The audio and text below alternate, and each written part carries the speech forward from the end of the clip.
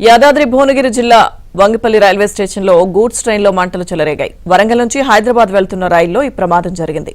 Railway అధికారులు వెంటనే స్పందించి అగ్నిమాపక సిబ్బందికి సమాచారం ఇవ్వడంతో మంటలు అదుపు చేశారు. అంతకుముందు ఇదే రైల్లో స్టేషన్ గన్పూర్ దగ్గర మంటలు చెలరేగాయి. ఇక ఫైర్ సిబ్బంది మంటలను ఆర్పివేశారు.